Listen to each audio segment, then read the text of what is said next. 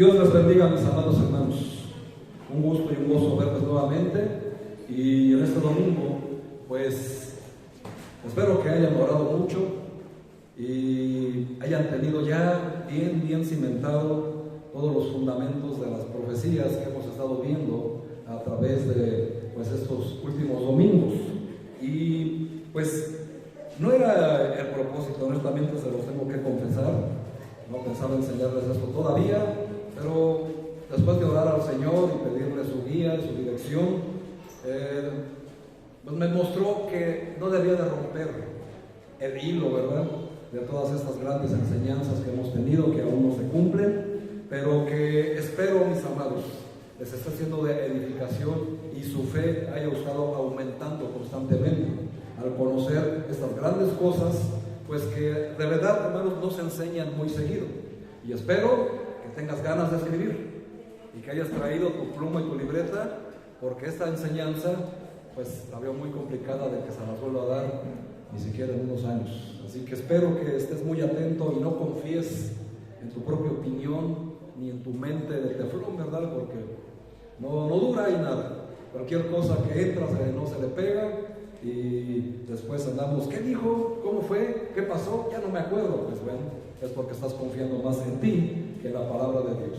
Así que espero que tengan ganas de escribir, porque vamos a regresar a escuela dominical. Ya tenemos mucho tiempo que no teníamos escuela dominical, así que espero que pongan especial atención. La manera de enseñar escuela dominical tiene que ver con mostrar la palabra de Dios, pero con aplicación en cada cosa que nos vamos a detener, amén, para que tengamos siempre la disposición de aprender, pero sobre todo de aplicar lo que el Señor nos está mostrando en el mensaje de esta mañana. Y como es extensa la enseñanza, no creo que este domingo baste para poder enseñar lo que tiene que ver con esta gran profecía, una enseñanza hermosa que espero que aún más, si las otras te sorprendieron, aún más esta enseñanza, pues te quedes completamente enamorado y confíes plenamente en las promesas de nuestro Dios. Amén.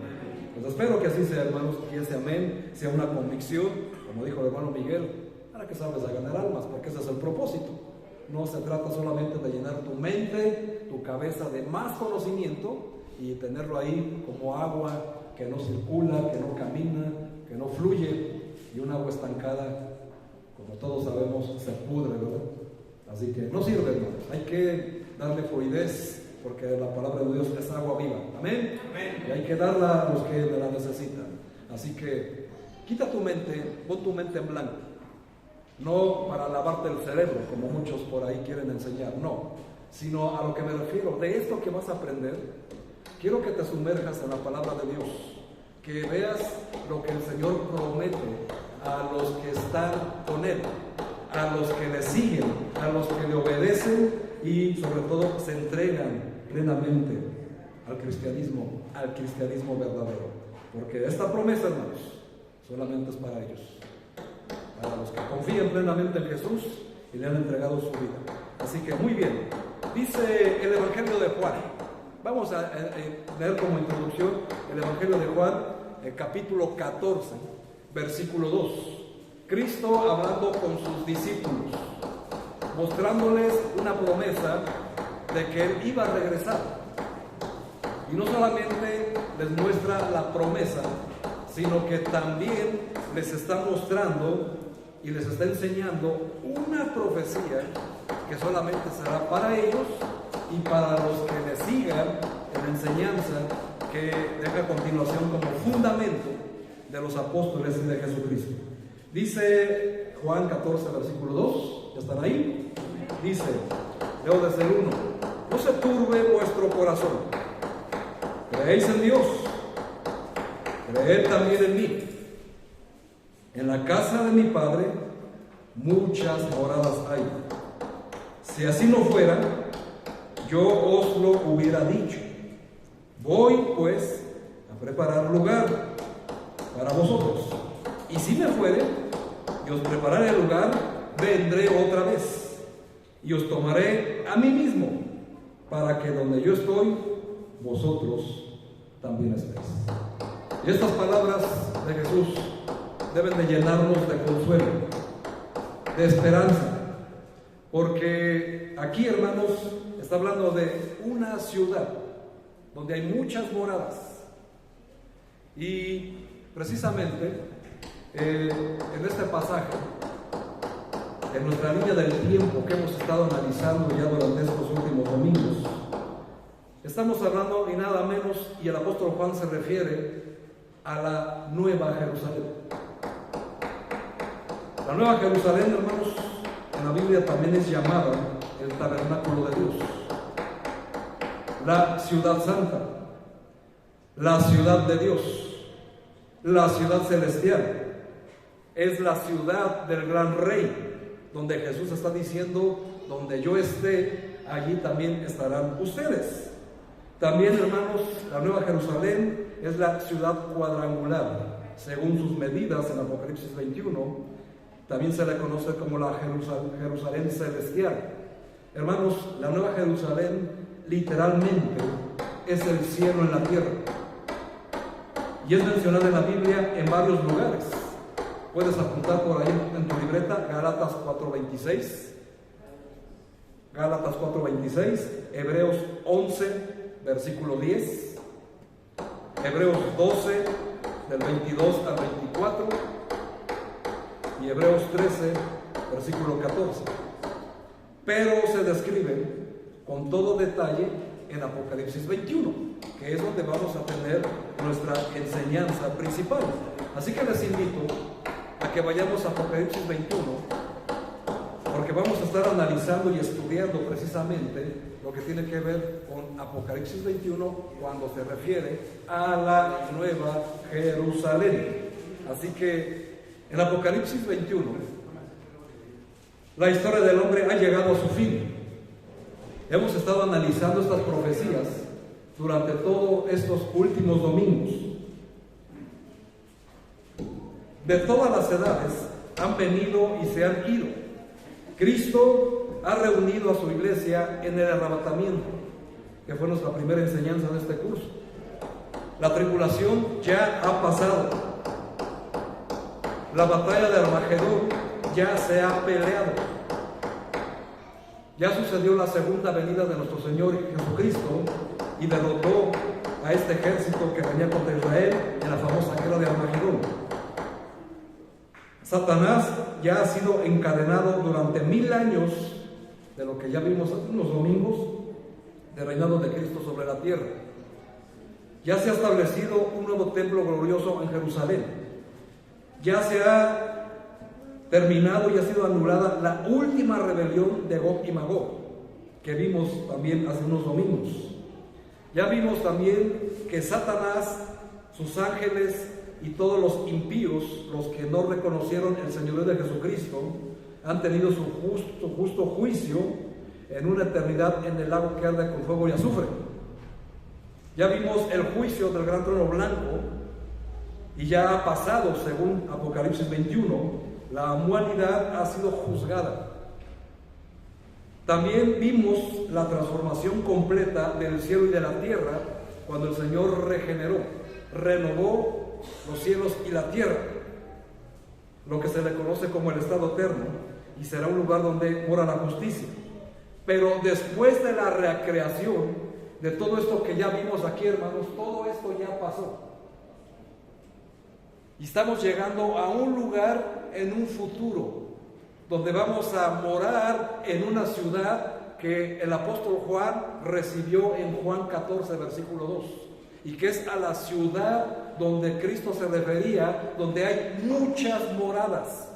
Y dice él, si no fuera así, es decir, si sus palabras no fueran fieles y verdaderas, no tendría por qué decirlo. Pero sabemos, hermanos, que de la boca de Jesús no hay palabra de mentira ni engaño alguno. Amén.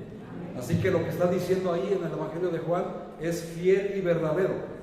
Para muchos esto les va, como a veces les digo, ¿verdad?, les va a empachar.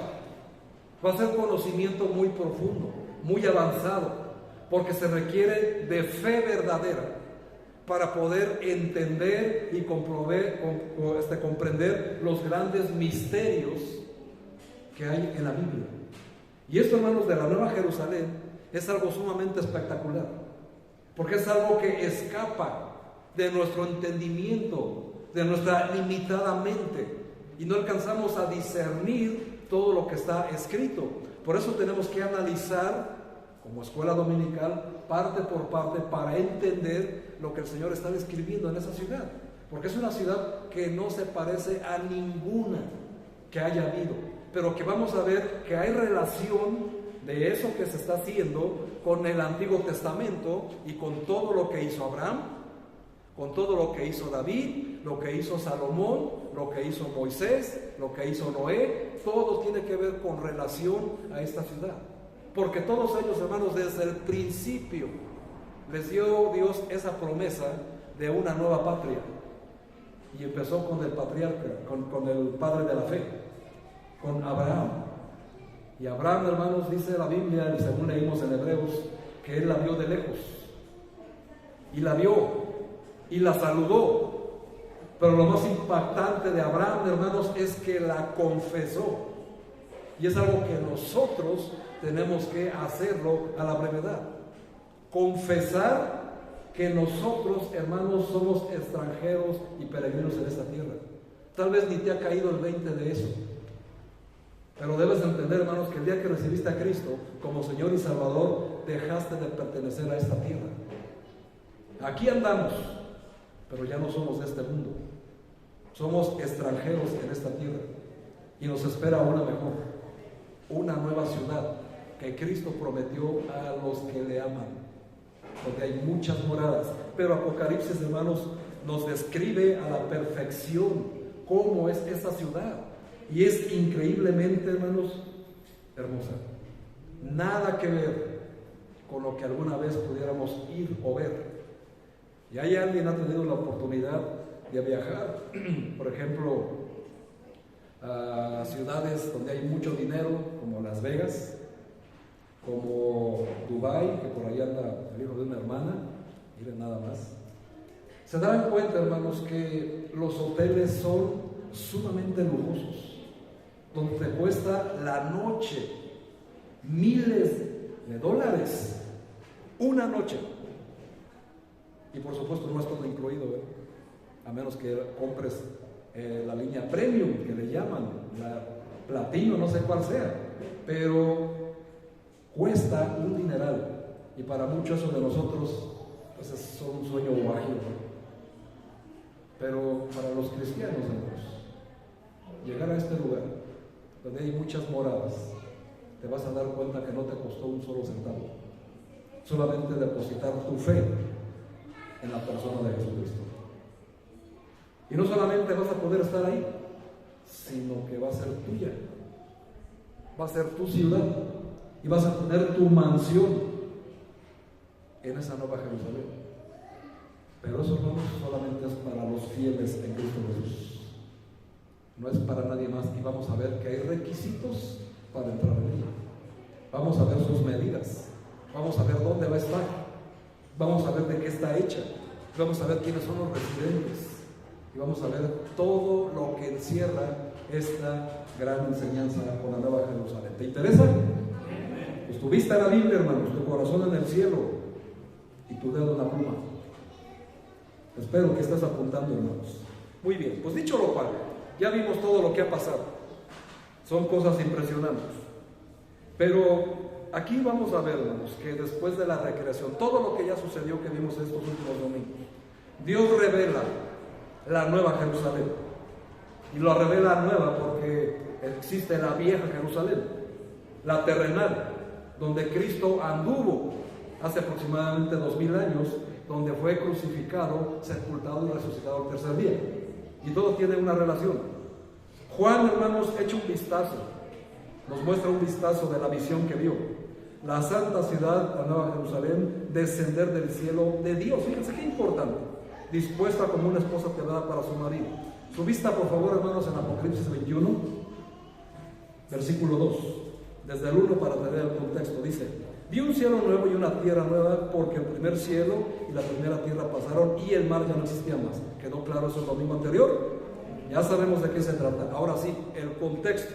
Dice Juan: y yo, Juan, vi la santa ciudad, la nueva Jerusalén, descender del cielo de Dios, dispuesta como una esposa ataviada para su marido.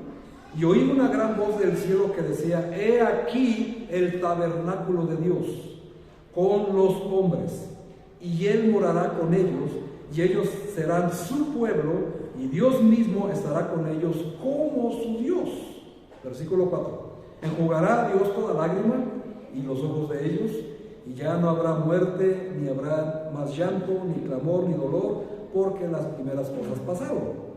Y el que estaba sentado en el trono dijo: he aquí, yo hago nuevas todas las cosas. Y me dijo: escribe. Aquí está la primera enseñanza, hermanos, y la primera orden. ¿Qué es lo que tienes que hacer? Escribe, hermano, escribe. Es una orden, no es una opción. Juan lo hizo y por eso conocemos la revelación. Escribe y dice: porque estas palabras son fieles y verdaderas. Y vean, hermanos, el versículo 6. Y me dijo: hecho está. ¿Qué tiene relevancia eso? En la Biblia, hermanos, en la Biblia solamente hay esta frase en 3 ocasiones. En el Evangelio de Mateo, en los Evangelios, esta palabra de hecho está traducida como consumado es. Cristo lo dijo en la cruz cuando entregó el Espíritu. Consumado es. En otras palabras, en otra traducción dijo: hecho está. ¿Y qué significa eso?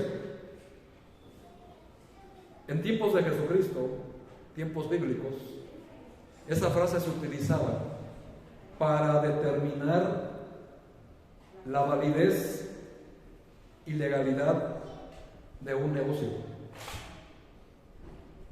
donde se decía, al establecer el negocio y estar de acuerdo las dos partes, la palabra para consumar el hecho, darle validez y legalidad y honor, porque antes sí existía el honor, se decía: consumado es. Las palabras de Cristo, hermanos, no están al azar. Todo tiene que ver con un contexto y nos deja grandes enseñanzas. Y aquí, hermanos, vuelve a aparecer esa palabra que puede decir: consumado es, hecho está. Lo que Cristo dijo que iba a hacer, hecho está, porque Él hace nuevas todas las cosas. Así que aquí tenemos, para empezar, lo primero que tenemos que hacer: escribir y entender lo que el Señor Jesucristo nos está diciendo. Ahora, esta es la ciudad, como dije al principio, que vio a Abraham en fe.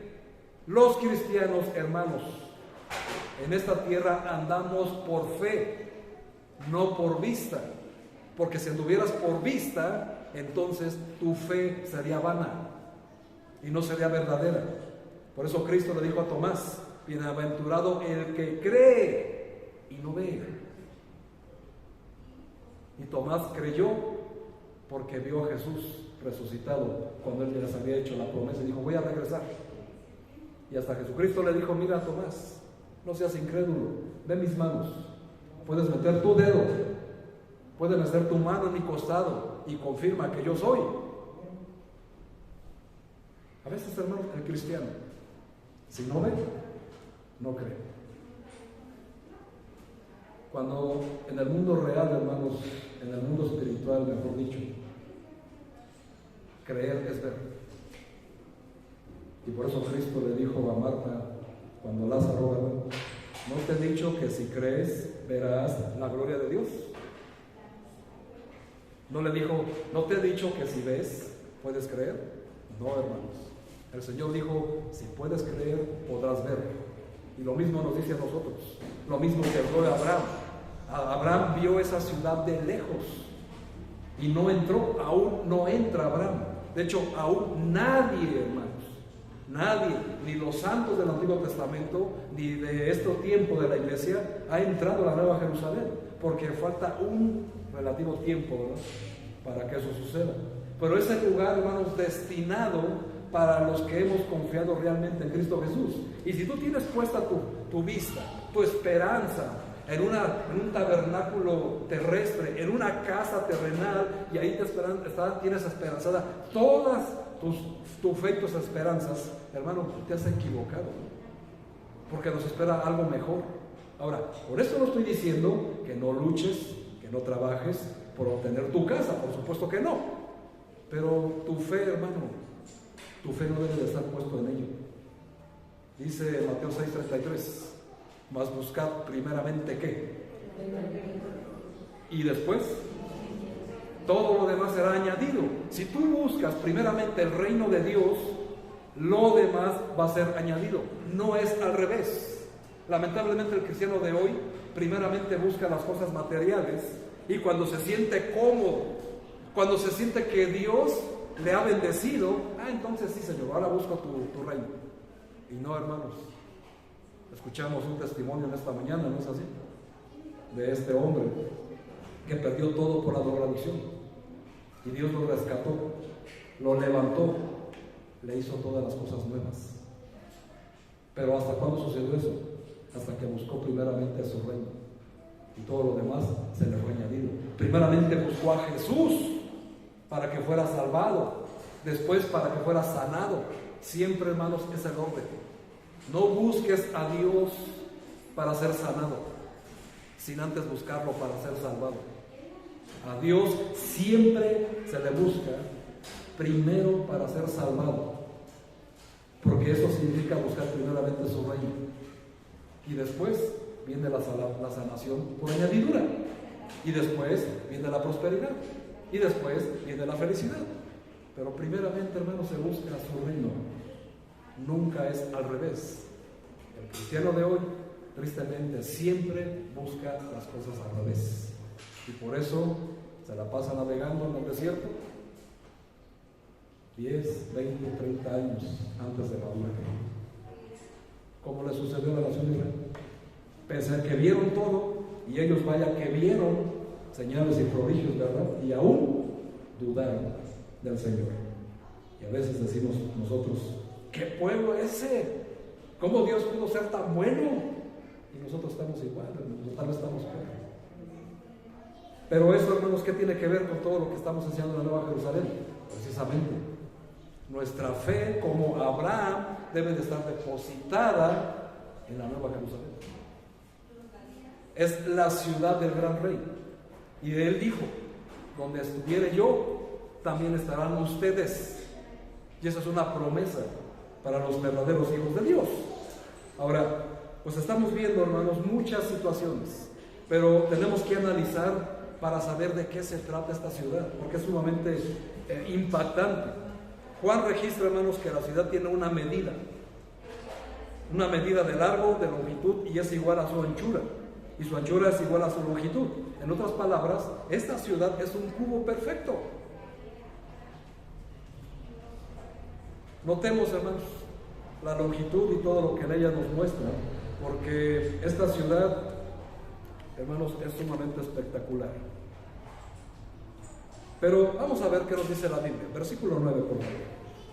Dice en Apocalipsis 21: vino entonces a mí uno de los 7 ángeles que tenían las 7 copas llenas de las 7 plagas postreras, y habló conmigo diciendo: ven acá, yo te mostraré la desposada, la esposa del Cordero.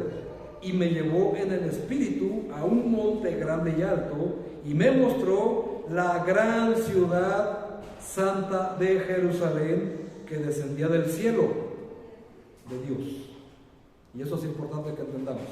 Ahora, estamos viendo aquí, hermanos, que Juan enfatiza de dónde desciende esta ciudad: del cielo. Y después dice de Dios.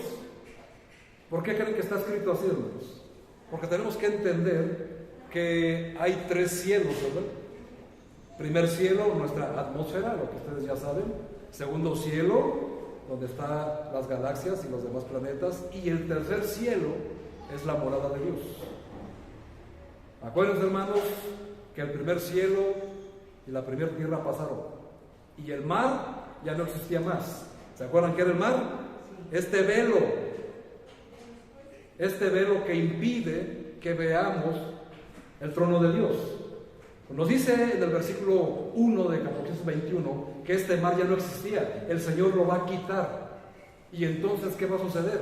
Va a descender esta ciudad a la tierra, porque viene del cielo de Dios. Y acuérdense que el Señor ya hizo cambios en la recreación, renovación de los cielos y de la tierra. Así que si estás tratando de echarle coco, ¿cómo va a suceder eso? ¿Qué va a pasar ahí, hermano? Pierdes tu tiempo, no te va a alcanzar tu intelecto ni tus estudios para comprender estas grandes cosas de nuestro Señor. Son grandes misterios, pero que están revelados ¿para quiénes? Para los que le aman y guardan sus mandamientos. Y por eso podemos observar estas grandes cosas en estos libros, o en este libro de Apocalipsis, donde al principio decíamos, pues ¿qué tanto significará eso? Yo solo logro ver letritas negras, no logro comprender nada de lo que está descrito. Bueno, acuérdense que ¿quién es el maestro? El Espíritu Santo. Si no tienes comunión con Cristo, imposible que el Espíritu Santo te guíe y te enseñe y te revele las Sagradas Escrituras. Tienes que estar en relación personal con Él. Así que eso es lo que vamos a ver aquí. Le dijo el ángel, ven acá. Vean qué palabra, ven acá. Lo mismo, hermanos, en Apocalipsis 4, versículo 1, cuando oye una voz como de trompeta y le dice a Juan, sube acá. Vean, hermanos, sube acá y ven acá. Son dos frases que los verdaderos hijos de Dios van a escuchar en el determinado tiempo de Dios. Sube acá cuando venga el arrebatamiento, y ven acá cuando vayamos a entrar a la Nueva Jerusalén. No son palabras que estén ahí de adorno, sino es algo que debe de motivarnos el saber y entender que solamente los cristianos verdaderos van a poder escuchar esa voz. Quien no es hijo de Dios no va a poder escuchar estas palabras. Y desde ahí tenemos que poner a pensar en nuestra vida cristiana, que nuestra vida cristiana no debe de estar basada en emociones solamente, sino más bien en convicciones. Si hoy estoy de buenas, vengo a la iglesia. Si estoy de malas, no tengo a nada que ir. El Señor ya se olvidó de mí, no me bendice. Buscas tu propia prosperidad por tu propia cuenta, y no estás buscando primeramente el reino de Dios. O sea, no estás confiando en Él ni en sus promesas, y eso es un error, porque eso tiene que ver enteramente con la fe. ¿Y la fe qué es? Según Hebreos 11:1, la fe es la certeza de lo que se espera, la convicción de lo que no se ve. Hermano, si no estás convencido de que esta ciudad existe y que Jesucristo ahorita está trabajando en tu casa, en esa ciudad, tu fe es vana, hermano. Si tú crees que Jesucristo está sentado en su trono ahí, bostezando, a ver qué están haciendo sus hermanos en la tierra, no, hermano, está trabajando. ¿Qué crees que está haciendo? Le está haciéndole de albañil, si tú lo quieres ver de esa manera, construyendo tu casa, porque Él es el arquitecto, Él es el ingeniero, Él es lo que fue Noé cuando construyó el arca, un carpintero. ¿Y qué es Jesucristo en la tierra? ¿Cuál era su oficio? El mismo que su Padre, ¿verdad? Porque Dios Padre también es carpintero. ¿Cómo crees? ¿Quién le enseñó a Noé cómo construir un barco? ¿O creías que Jesús había sido carpintero por cosas del azar? No, hermanos, es su hijo.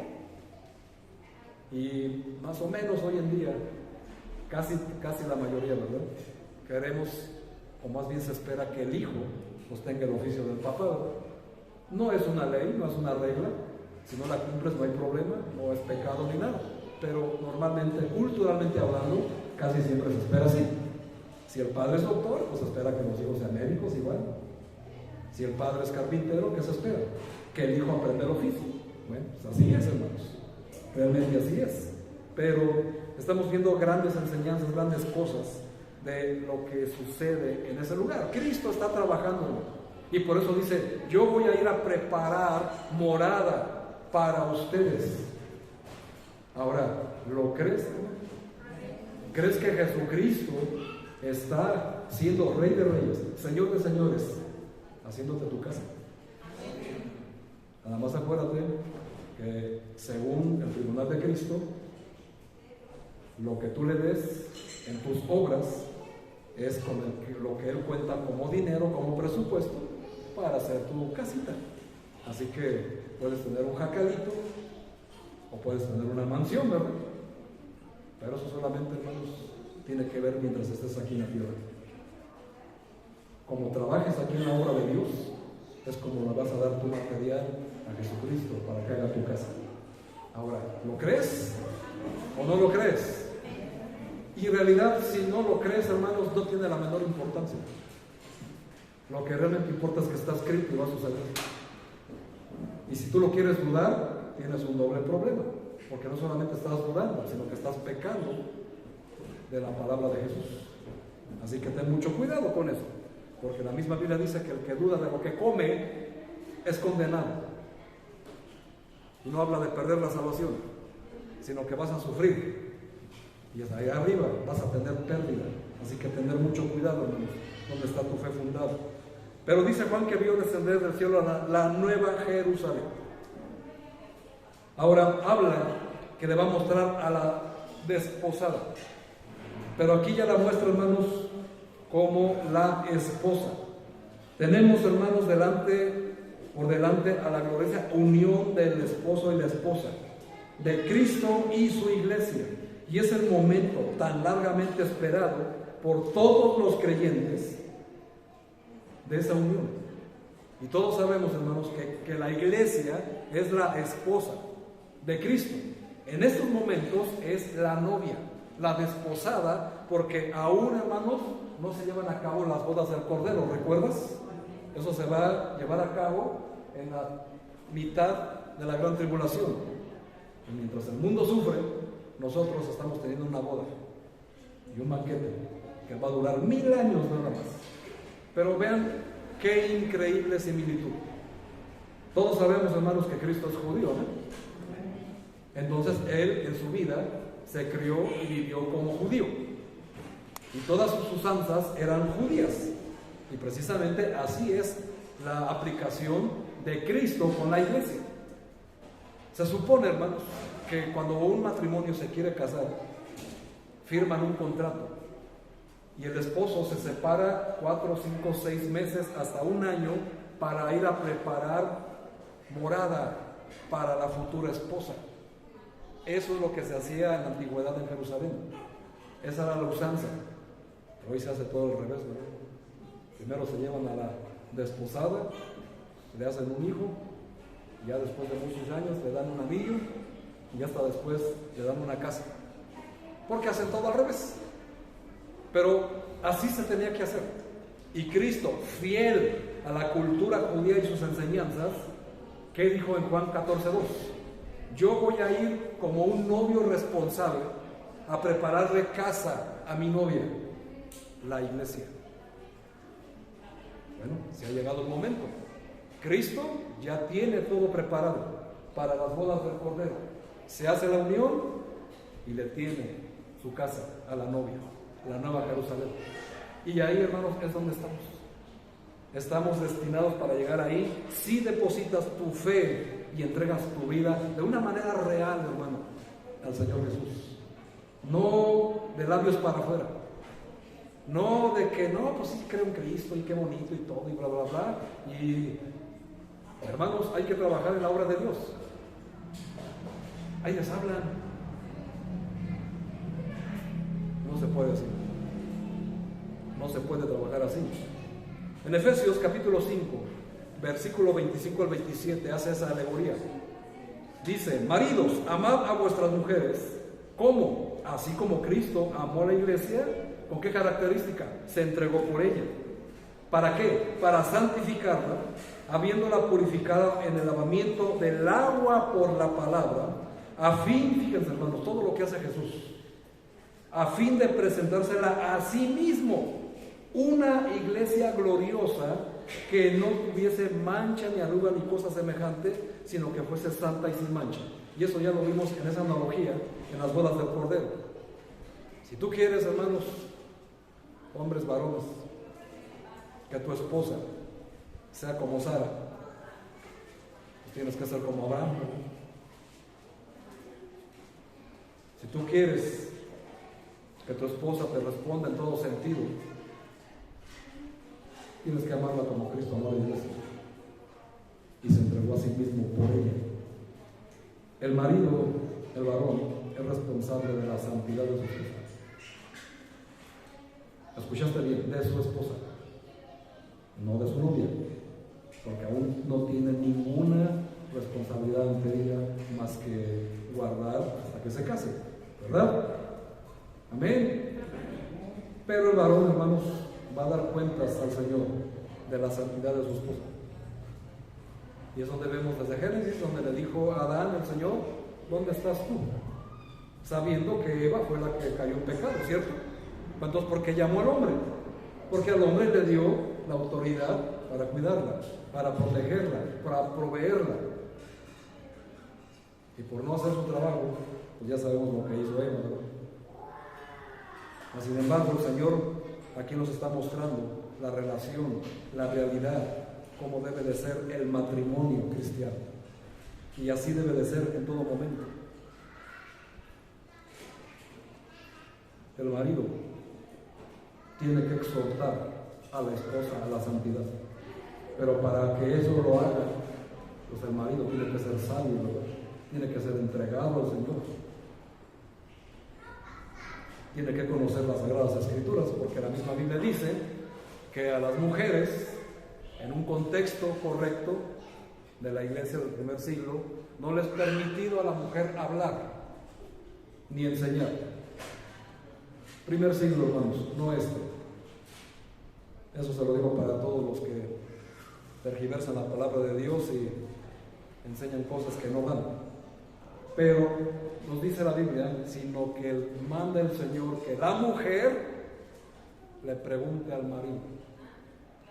Y si el marido no sabe, pues la esposa va a ir con el pastor, ¿verdad? Para preguntarle, pero para eso está el pastor, por supuesto. Pero el orden, hermanos, es que la mujer le pregunte al marido.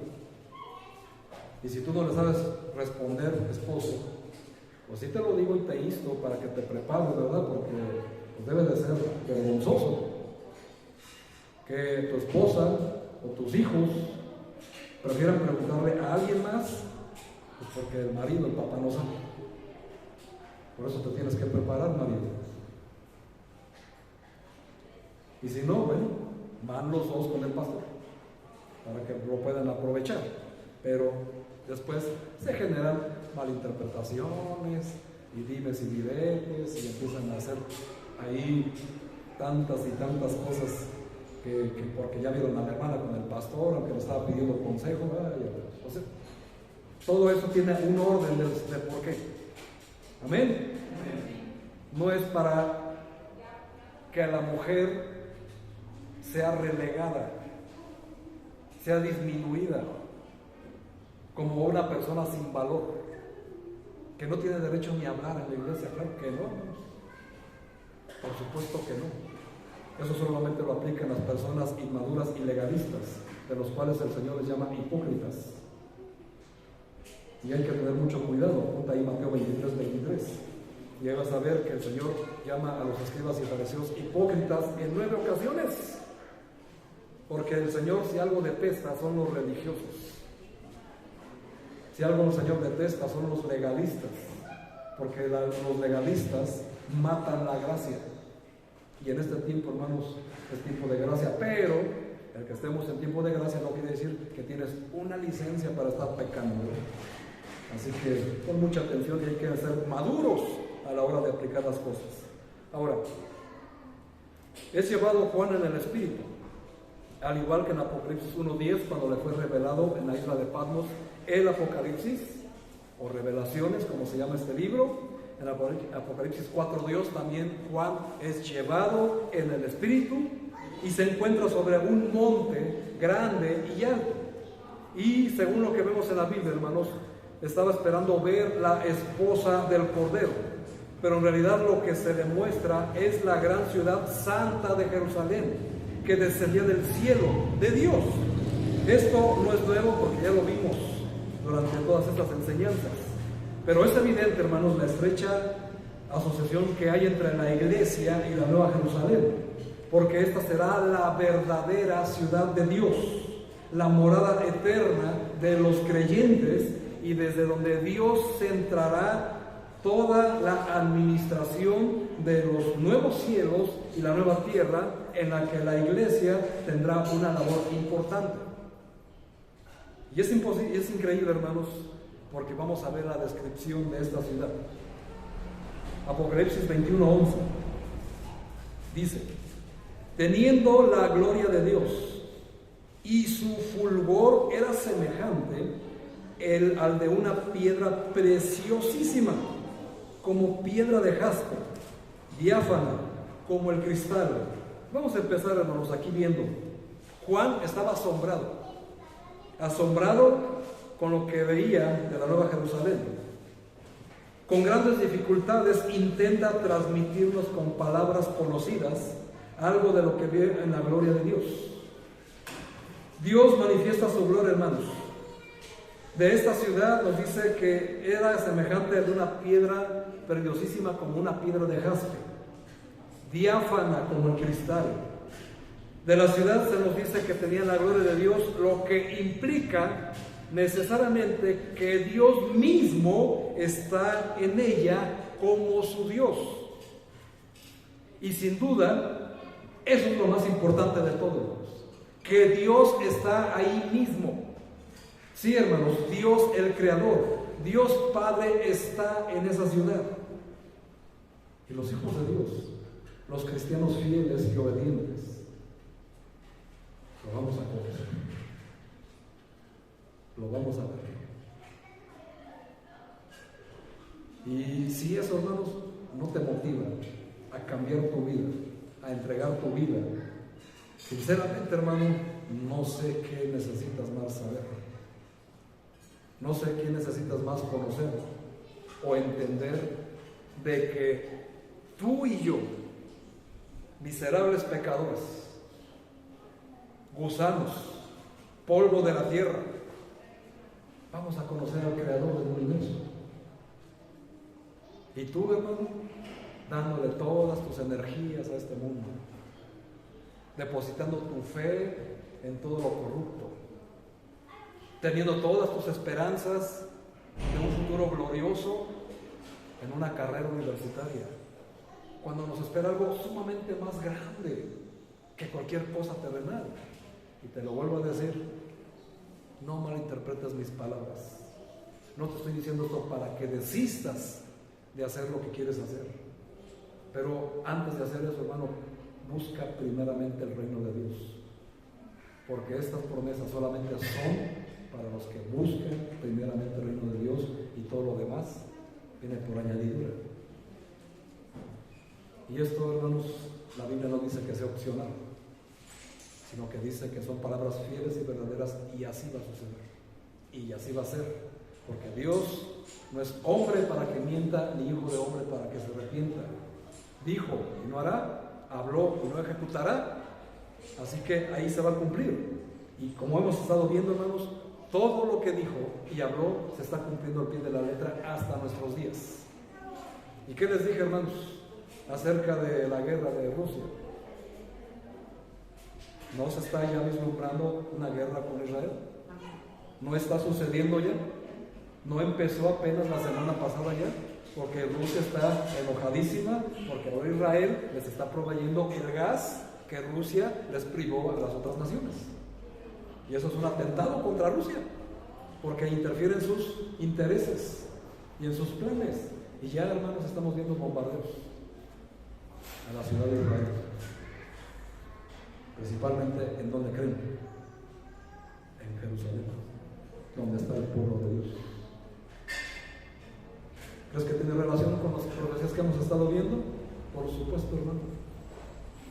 Yo se los dije, hermanos, ay, pastor, es que lo profetizó. No, hermano, solo leí la Biblia y ahí está escrito. ¿Y está sucediendo, sí o no? ¿Quieres más pruebas? El Señor te está mostrando, te está dejando ver. Como en ese día, hermanos, vamos a ver algo. Vamos a ver la gloria de Dios. Y se va a cumplir como lo que estamos viendo ahorita.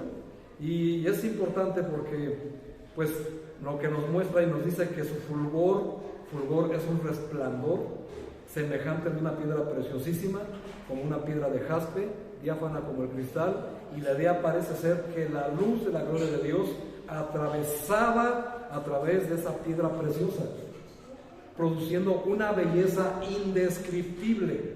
Fíjense, Juan no lo pudo describir. El apóstol Pablo, cuando fue arrebatado al tercer cielo, también no pudo describir lo que vio, porque dice que vio cosas que no les daba al hombre expresar. Y vaya que Pablo, hermanos, tenía inteligencia y sabiduría, era un hombre cultísimo y ni aún tenía palabras para describir. Juan vio algo más importante que Pablo. Juan vio la Nueva Jerusalén y está describiéndola en sus palabras. Y tenemos que entender, hermanos, que son palabras del primer siglo, un lenguaje tal vez limitado, y no es al igual que lo tenemos nosotros. Pero les aseguro, hermanos, que ni nosotros, con nuestro lenguaje ya un poco más avanzado, podríamos describir lo que es la Nueva Jerusalén. Y tan seguro estoy que cuando estás leyendo este capítulo no entendemos nada, ¿cierto? No sabemos qué significa todo eso, pero tiene que ver, hermanos. ¿Por qué una piedra de jaspe? ¿Alguien ha visto una piedra de jaspe? Algunos sí, algunos no. Pero lo que ciertamente nos dice la Biblia es que pertenece a una piedra de la tribu de Israel. ¿Casualidad? Por supuesto que no, hermanos. Tiene que ver enteramente con la tribu de Israel, porque una piedra estaba incrustada, acuérdense, en el efod del sacerdote Aarón. Una piedra era de jaspe. Hay que investigar por ahí, ¿verdad?, a qué tribu pertenece el grupo, para que puedan tener revelación ahí. Así que vean, hermanos, no está al azar. Juan no encontraba las palabras adecuadas para transmitir lo que estaba viendo, pero busca la forma de relacionarlo con algo que podamos conocer nosotros en este tiempo, y lo compara con esta piedra. Pero, hermanos, nuestras limitaciones son finitas y tenemos que entender. Ahora, del 12 al 14, ahí en Apocalipsis 21, dice que tenía un muro grande y alto con 12 puertas, 12, igual número de los 12 apóstoles, igual número de las 12 tribus de Israel. Y en las puertas dice 12 ángeles y nombres inscritos, que son los de las 12 tribus de los hijos de Israel.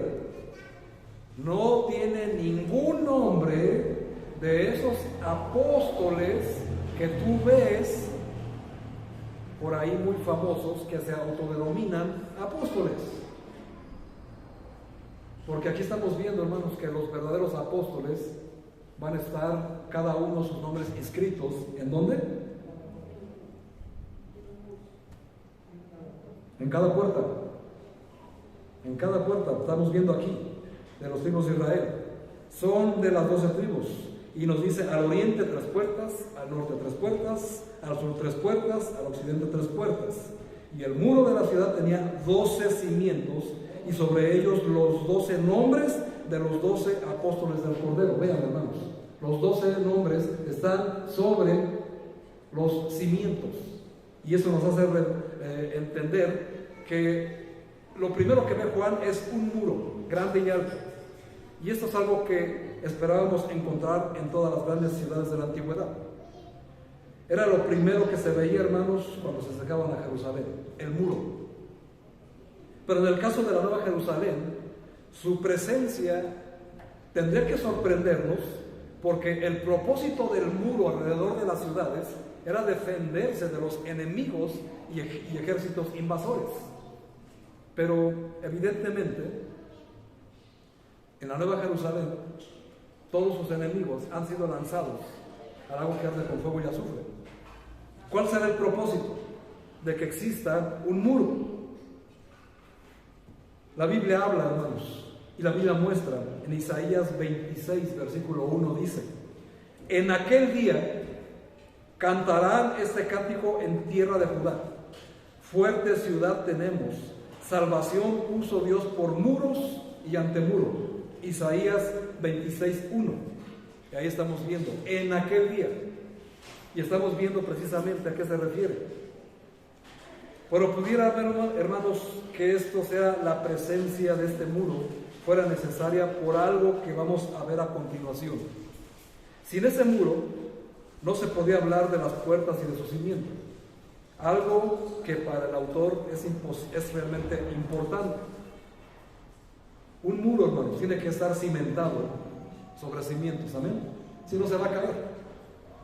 Ustedes tienen esta construcción aquí y vemos aquí, hay 6 travels aquí que están sosteniendo la construcción. Nos estorban bastante, ¿verdad? Pero la construcción indica que tiene un propósito: sostener, amén, sostener la construcción. Y nos dice la Biblia que nosotros, la iglesia, somos columna y baluarte de la verdad. En otras palabras, hermanos, nosotros tenemos que ser el soporte de la verdad escrita en la Biblia para todos los impíos e inconversos que aún no conocen la señoría de Jesús. Pero que nosotros, a ser columna y baluarte, tenemos que comportarnos como lo que somos: columna y baluarte de la verdad, defender la verdad, predicar la verdad, enseñar la verdad, defender la verdad.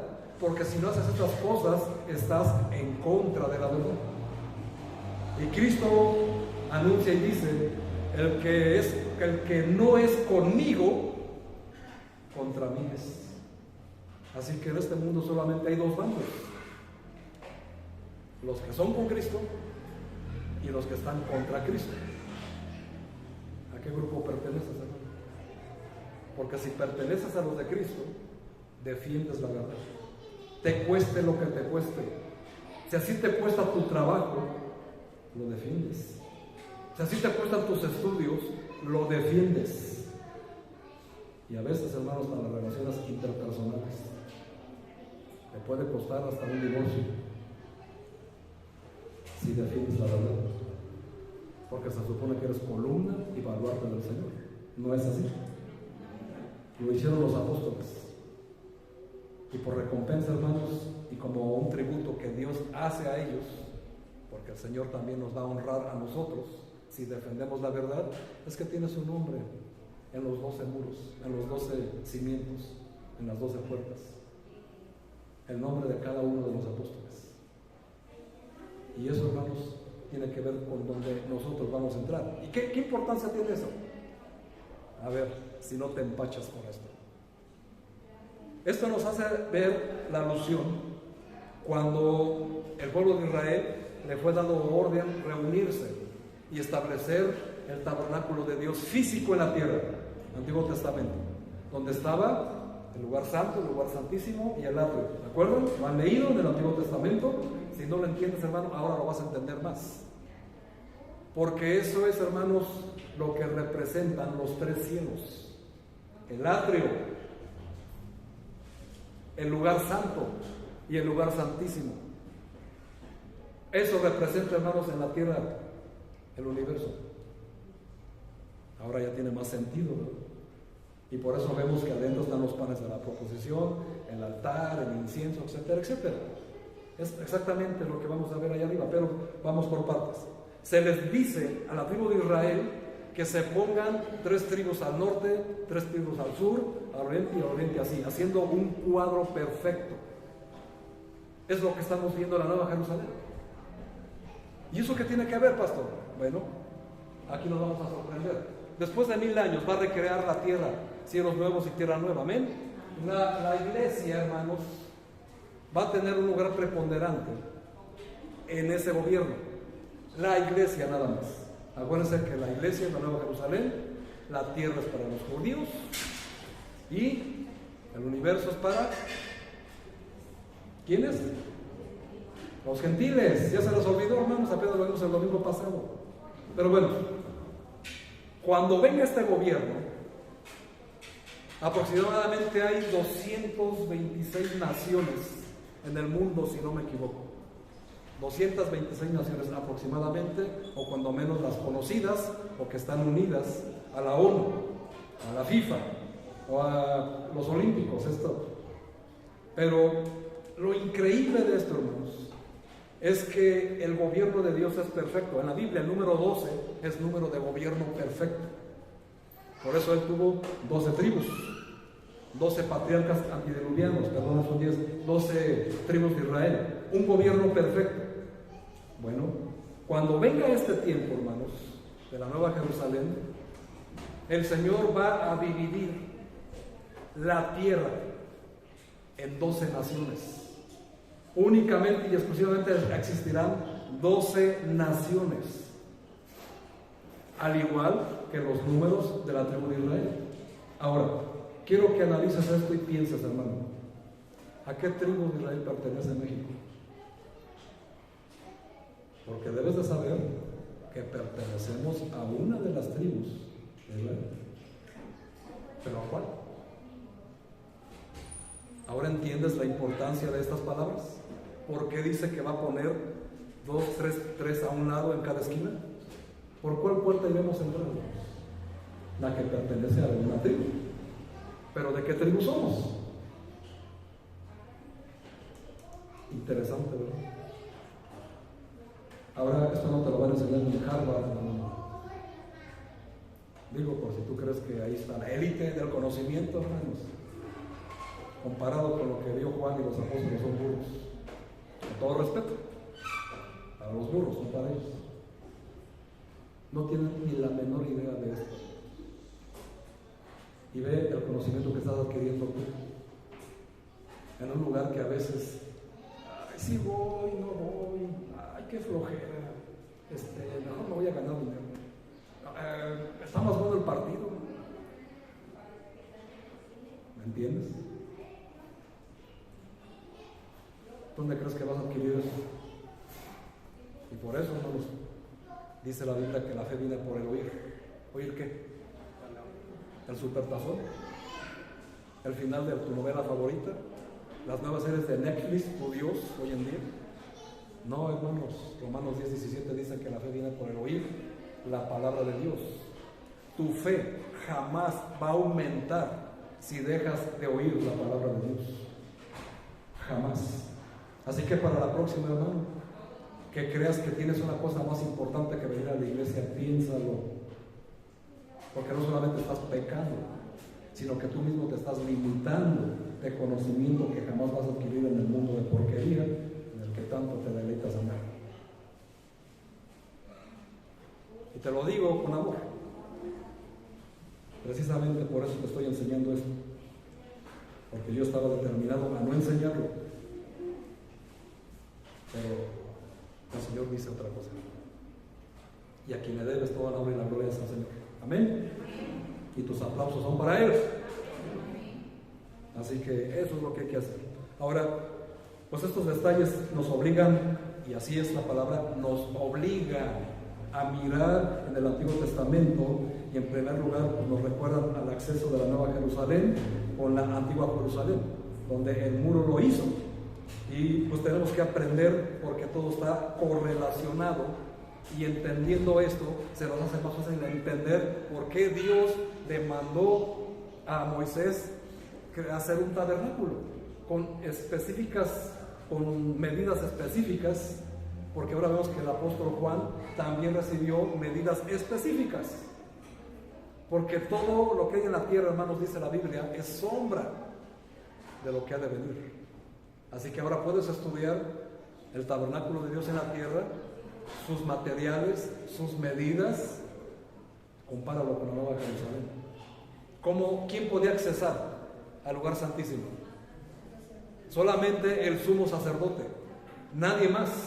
Bueno, Hebreos 4 nos dice que nosotros tenemos un sumo sacerdote por el cual nosotros tenemos acceso, porque el día de su muerte Él rompió el velo.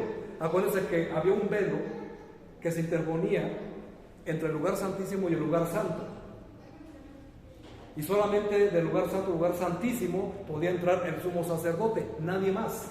Cristo es nuestro sumo sacerdote. Él entró y rompió el velo cuando nos narra la Biblia que cuando Él fue crucificado y entregó el Espíritu, hubo un terremoto. ¿Recuerdan? ¿Lo leyeron? ¿Y qué sucedió con ese terremoto? Se rompió el velo. Nos está mostrando, hermanos, que ahora, gracias a Jesucristo, nosotros tenemos acceso al trono de Dios, al trono de su gracia, al lugar santísimo, gracias al sacrificio de Cristo. Y gracias al sacrificio de Cristo nació la iglesia. Esta iglesia también. ¿Cuánto la valoras? ¿Amas a tus hermanos? ¿Quieres verlos? ¿Quieres estar con ellos? ¿Quieres convivir con ellos? ¿Comer con ellos? ¿O prefieres estar con el mundo inconverso? Porque con tus hermanos de aquí de la iglesia son con los que vas a estar en la Nueva Jerusalén, no con los inconversos, porque de hecho los inconversos van a estar en un lado que es con fuego y azufre por negar el Evangelio, por negar el señorío de Jesús. Son dos grandes cosas que debes de analizar, hermano. Pero si se dan cuenta, estamos viendo parte por parte y toda la aplicación que tenemos que hacer, porque así es como se debe de estudiar la Biblia, pero sobre todo así te tiene que aplicar. Dios te revela algo, no es porque le caíste bien o por tu linda cara. Si Dios te revela algo, hermanos, es porque está esperando que lo pongas en obra, que te pongas a trabajar y que lo compartas, que lo administres para con los demás. Y aquí cabe mencionar, hermanos, que precisamente la palabra mayordomos nos dice la Biblia en Corintios que nosotros somos administradores de Dios, de la multiforme gracia de Dios. Amén. Administradores significa mayordomos también. Y es decir, hermanos, lo que el Señor nos da con conocimiento, también nos da la responsabilidad de administrar este conocimiento a los demás, porque si no nos va a llamar a cuentas. De hecho, hay una parábola que se le conoce como el mayordomo infiel. Estúdiala y ve qué aplicación tiene para tu vida, y vas a ver precisamente todo lo que nos revela el Señor en ello. Así que, hermanos, este conocimiento que ustedes adquirieron en estos 2 meses, Dios los ha puesto como administradores, mayordomos, para que ustedes los administren a las demás personas. No es para que se quede en tu mente y en tu corazón como agua que se está echando a perder, sino que tiene que fluir, tiene que ir a otro corazón, tienes que regar. Si le hablaste a una persona de la palabra de Dios, sembraste una semilla, pero ahora tu obligación, hermanos, es regar esa semilla, si no, ¿cómo va a dar fruto? Y solamente con este libro, hermanos, que es la palabra agua viva, es con lo que puede germinar. Pero si no lo haces así, hermano, imposible darle fruto al Señor. Ahora, todo esto va relacionado porque es lo que nosotros tenemos que hacer en la tierra mientras estemos en este cuerpo, dice la Biblia. Pero aquí el apóstol también nos dice que las puertas sugerían un camino de entrada, pero los fundamentos tienen que ver con lo que está debajo y da estabilidad a una permanencia, lo que ya les dije.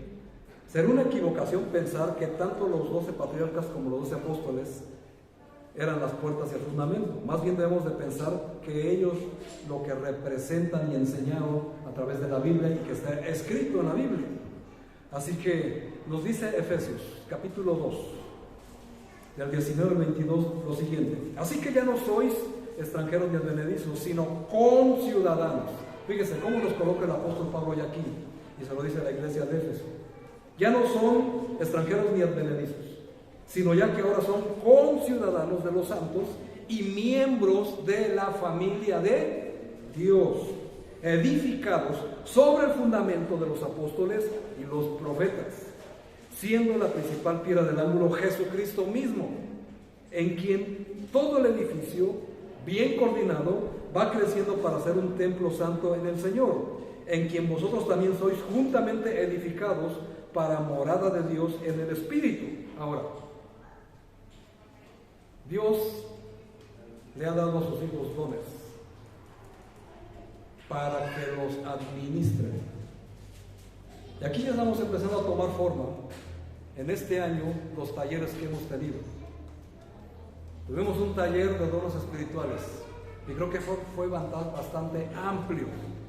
Y no vas a poder objetar ignorancia ya, porque hasta hiciste un test espiritual de qué don o qué dones tienes. Amén. Muy bien. La mayoría conoce sus dones. Amén. ¿Los estás administrando? ¿Los estás utilizando para lo que nos está diciendo aquí el apóstol Pablo? Edificando sobre el fundamento de los apóstoles y profetas, en quien todo el edificio, toda la iglesia, como un edificio, va creciendo para ser un templo santo en el Señor, en quien vosotros también juntamente edificados para morar de Dios en el Espíritu. Cada uno, hermanos, tenemos dones, y no te los dio para adorno de tu vida espiritual, te los dio para ponerlos a trabajar para su honra y su gloria y para edificación de tus hermanos. No te los dio para que presumas que tienes un don espiritual. Te lo dio para que lo honres en la administración a tus hermanos de la iglesia. Dime, hermano, ¿cuándo has usado tu don para edificar a un hermano de la iglesia? ¿Entienden hacia dónde vamos? Porque ese es el fundamento. Y sobre ello tenemos que edificar. Tenemos que ir poniendo ladrillo por ladrillo para ir edificándonos.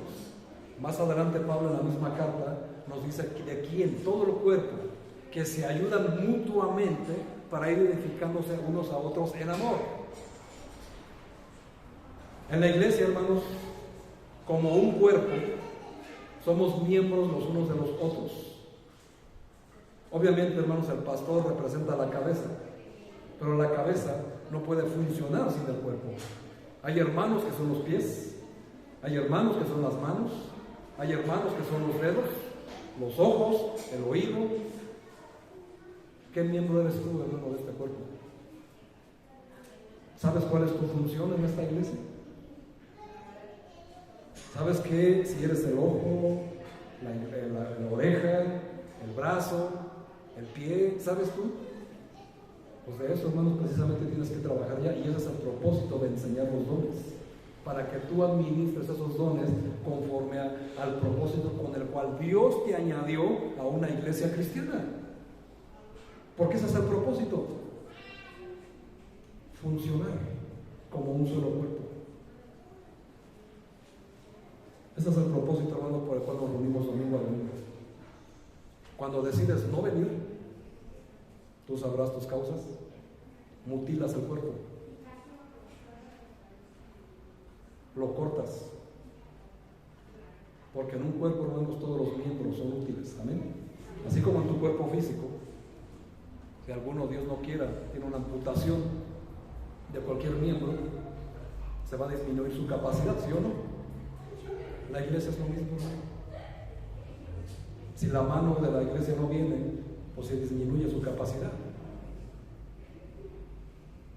Satanás siempre va por la cabeza, ¿verdad? Se dice que para romper una vara se jala desde la punta, no desde la mitad. Amén. Así que Satanás siempre va por la cabeza, y la cabeza representa al pastor, pero la cabeza no funciona sin los demás miembros. Tenemos un cerebro que envía señales a una parte del cuerpo que queremos mover. Amén. Pero si ese miembro no existe, ¿a quién le voy a dar esas señales? ¿Entiendes la importancia de congregarse? No es solamente para llenar un hueco el domingo en tu agenda dominical y creer que porque viniste ya te congraciaste con Dios y vas a ser bendecido. No, hermanos, se viene a trabajar, se viene a edificar unos a otros. Y tú dirás, bueno, pastor, es que yo no tengo un ministerio. Está bien, hermano, lo entiendo, pero edificarse, hermanos, es que con tus acciones de gracias estás edificando la vida de alguien, para que se te quite la vergüenza de dar una acción de gracias. Y no creas y quedes con, es que mi Dios sabe lo que le quiero agradecer. Hermano, tienes que decirlo.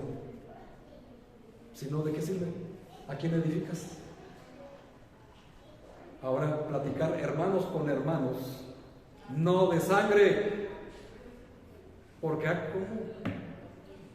De veras, hermanos, de veras, ¿cómo me molesta?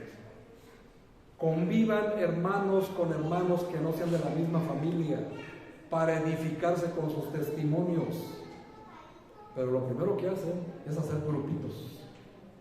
Y por eso Pablo le dice a los corintios, a ver, yo soy de Pedro, yo de Pablo. ¿Está Cristo dividido, no?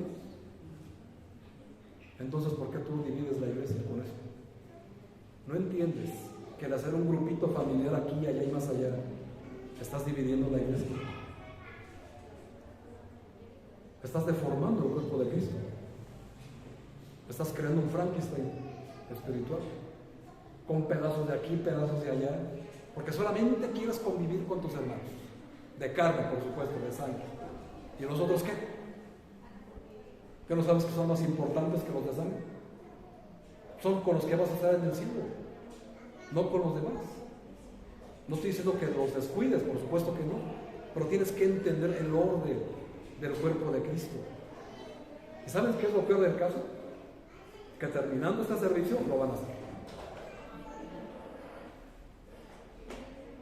Hasta parece que lo hacemos adrede, ¿no? Pero con el Señor es el que van a dar cuentas, no es a mí. No deja de sorprendernos, hermanos, la posición de altísimo honor en la que aquellos sencillos pescadores de Galilea fueron colocados por el Señor al ser elegidos para encargarse de colocar el fundamento de la nueva iglesia. Pescadores, un oficio más. De hecho, era el oficio en esos tiempos más relegado de la sociedad judía. Y por eso Pablo dice en los Corintios que Dios escoge lo más vil, ¿verdad?, para avergonzar a los sabios. Donde estamos tú y yo, pues, y nos quiere colocar ahí. Para terminar este domingo, hermanos, quiero que me acompañen a Hebreos capítulo 13. Sabiendo estas pocas cosas, porque son muy pocas cosas, hermanos, todavía falta mucho más. Apenas estamos rascando la superficie de la ciudad.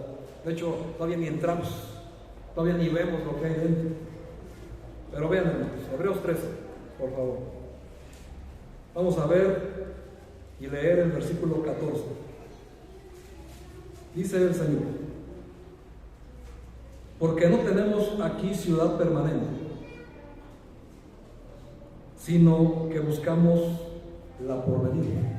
A ver, hermano, nosotros nacimos en México, amén.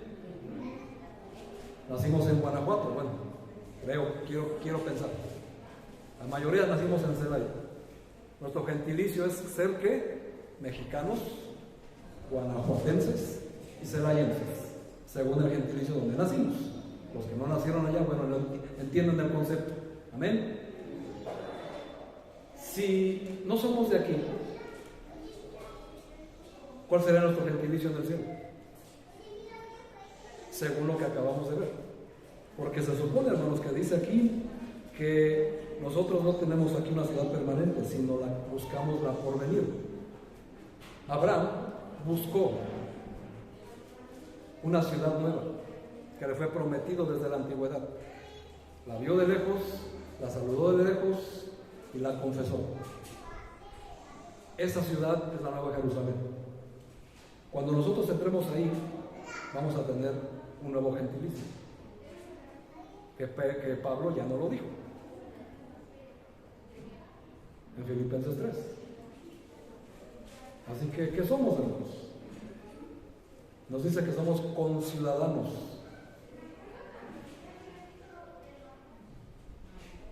de los santos en la ciudad celestial. ¿Pero qué gentilicios? Investígalo. Ve, hermano. Ve cómo nos vamos a llamar antes. Si es que lo vas a hacer y te interesa, es porque de verdad esperas una nueva ciudad. Si no te interesa hacerlo, hermano, estás en un serio problema. Si vas a estar en flojera diciendo, ay, a mí qué me importa, que me lo revele él, que para eso es el pastor. No, hermano, eso es tu trabajo, porque eso vas a mostrar el interés que realmente tienes en esa ciudad, que no es para cualquiera. Dice el versículo 14, porque no tenemos una ciudad aquí permanente, sino que buscamos la porvenir. 15, así que ofrezcamos siempre a Dios, por medio de Él, sacrificio de alabanza, es decir, fruto de labios que confían en su nombre. Y aquí hay una gran enseñanza y es la aplicación de esta mañana. Si tú has creído toda tu vida que la alabanza a Dios se limita solamente a cantarle a Dios de todo corazón, toda la vida te has equivocado. Eso solamente es una parte de eso. Y eso se lo dejo de tarea para los que ni cantan también, ¿verdad? Porque apenas es una parte de la alabanza a Dios. Pueden, como siempre, justificarse con no me sé los cantos o canto muy feo. No estamos aquí en concurso, no. Estamos aquí para cantarle al Señor. No para ti ni a tu vecino. Si a tu vecino no le gusta cómo cantas, pues que se haga a otro lado, ¿no? Lo que importa es que le agrade a Dios. Amén. Ahora, la alabanza, hermanos, a Dios. Aquí dice cuál es la alabanza a Dios. ¿Y cuál es? Fruto de labios que confían en su nombre. Ahora, ¿lo estás alabando así? El Señor te movió, te puso en determinado lugar. Dime, ¿confesaste su nombre ahí? ¿Alabaste su nombre ahí? ¿O qué hiciste? Como que el Señor te encargó. Y eso, hermanos, es la verdadera alabanza a Dios. Y vean, hermanos, cuán limitados estamos cuando solo creemos que cantar, aplaudir, alabar al Señor. No, hermano. Eso cumple un propósito en la iglesia. El alabanza a Dios en esos cantos, por supuesto que Dios se agrada. Pero eso apenas, hermanos, es el comienzo de su alabanza. La alabanza despega nuestro espíritu carnal,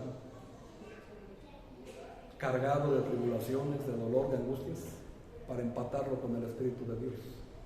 La única manera, hermanos, de lograr esa ascensión, esa unción del Espíritu Santo, es cantando alabanzas a Dios.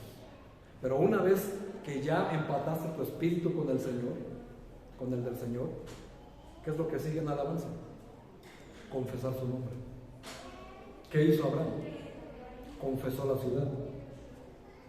Confesó el nombre de la ciudad. Porque Abraham sabía que pertenecía a esa ciudad.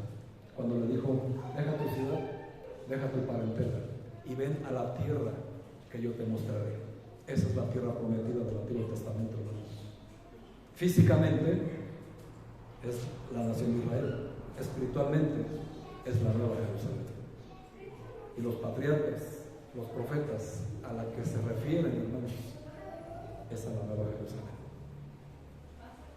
Vamos a ver, hermanos, que hay dos ciudades que se contraponen: Babilonia la Grande y la Nueva Jerusalén. De una vez por todas vas a saber a cuál perteneces, porque la Biblia lo va a revelar. Así que, hermano, la aplicación: alaba al Señor confesando su nombre. Trae personas a los pies de Cristo. Invita a personas a la iglesia para que sean evangelizados y cumplir la gran comisión. O hazlo tú mismo, en tu casa, con tus familiares, vecinos, compañeros de trabajo y de escuela. Porque la gran comisión te la dio tu Salvador. tu rey, quien gobierna esa ciudad, y solamente quien obedezca va a entrar en esa ciudad. Dios les bendiga, hermanos. Cerremos nuestros ojos. Vamos a hacer una oración para terminar nuestro servicio. Señor,